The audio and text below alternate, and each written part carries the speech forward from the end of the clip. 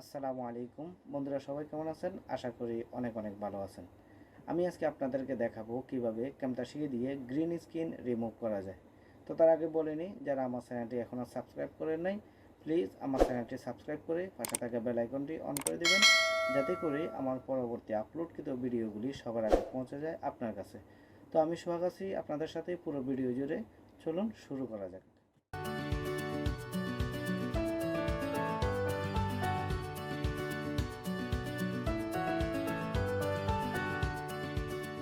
তো বন্ধুরা, প্রথমে আপনারা আপনাদের কম্পিউটারে ক্যামতাসিয়া সফটওয়্যারটি ওপেন করবেন। ক্যামতাসিয়া সফটওয়্যারটি ওপেন করার পরে আপনার কম্পিউটারে যে ড্রাইভে আপনার গ্রিন স্ক্রিন ভিডিওটি আছে সেখানে চলে যাবেন। আমার কম্পিউটারে এখানে রেখেছি একটা, যে আমি আগে থেকে রেখে দিয়েছি। আমার এখানে একটা ভিডিও আছে গ্রিন স্ক্রিনে। তো আমি জাস্ট এটাকে ড্র্যাগ করে ধরে ক্যামতাসিয়াতে নিয়ে আসবো। ক্যামতাসিয়াতে নিয়ে আসার পরে এই যে আমাদের মিডিয়াতে এটা অ্যাড হয়ে গেছে। টাইমলাইনে আনলাম। টাইমলাইনে আনার পরে আপনি চাইলে এটা অন্যভাবে আনতে পারেন, আরও অনেক সিস্টেম আছে আনার। এখানে প্লাস আইকনে ক্লিক করে ইনপুট মিডিয়া এখানে ক্লিক করে আনতে পারেন। তারপরে চাইলে আরও সিস্টেম আছে, এখানে খালি জায়গায় রাইট বাটন ক্লিক করে ইনপুট মিডিয়া এখানে ক্লিক করেও আনতে পারেন। আবার চাইলে এখানে ফাইল থেকে ইনপুট থেকে মিডিয়া এখান থেকেও আনতে পারেন। আবার চাইলে শর্টকাট কন্ট্রোল আই দিয়েও আনতে পারেন। তো যার যেমন খুশি, যেভাবে ভালো মনে করেন ওভাবে নিয়ে আসবেন। আনার পরে তো আমরা এই যে আমাদের গ্রিন স্ক্রিন ভিডিওটি টাইমলাইনে আনার পরে এখানে কার্সরটি রাখবেন। রাখার পরে তো আমরা গ্রিন স্ক্রিন রিমুভ করতে হলে আমাদের যাইতে হবে ভিজুয়াল ইফেক্ট থেকে। এখানে অনেকগুলো ইফেক্ট আছে।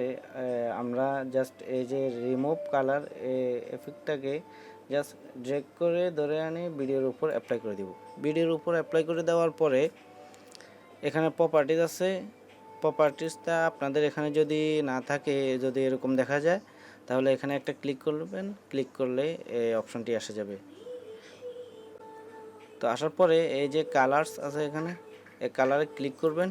ক্লিক করার পরে এই যে আইকনটা এটা নিয়ে নেবেন। এই আইকনটাতে একটা ক্লিক করবেন। তো এই আইকনটা এটাকে আমরা ইলাস্ট্রেটরের ভাষায় আইডোভার টুল বলে থাকি। এই যে আমার ইলাস্ট্রেটর আছে এখানে, এই যে আইডোভার টুল এখানে ধরলে দেখা যাবে, এটাকে আইডোভার টুল বলা হয়। তো এটা আবার ফটোশপেও আছে। এটাকে জাস্ট আমরা আইডোভার টুল নামে চিনি।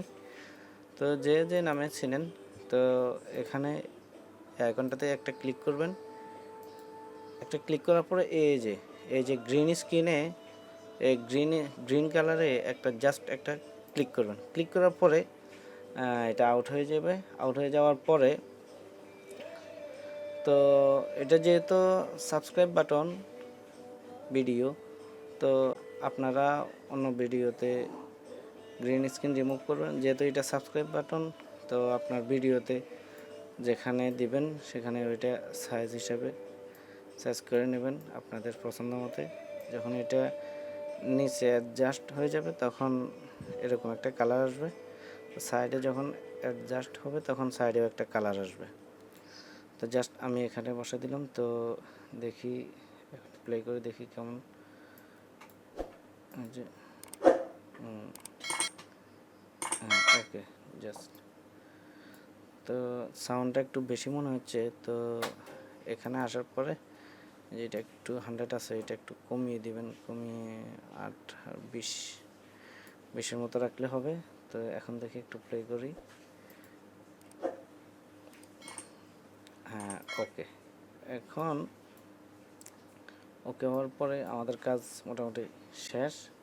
তো আপনি যদি এটা এভাবে সেভ করে রাখতে চান, ক্যামটাসিয়াতে যদি সেভ করে রাখতে চান, তাহলে আপনারা এই যে যেটা সেভ করবেন লাইব্রেরিতে, এটা সিলেক্ট করে রাইট বাটন ক্লিক করবেন। রাইট বাটন ক্লিক করার পরে অ্যাড টু লাইব্রেরি এটাতে ক্লিক করবেন।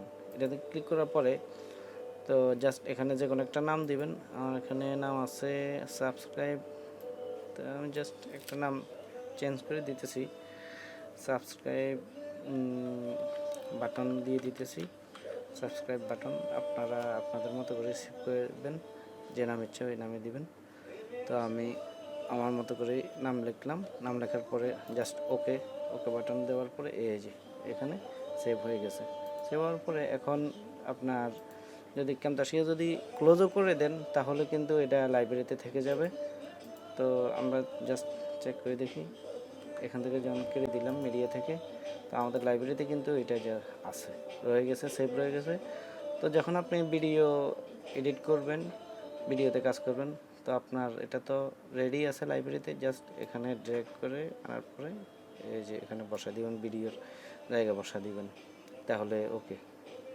তো আজকে এতটুকুই ছিল, সবাই ভালো থাকবেন, আল্লাহ হাফেজ, আসসালামু আলাইকুম।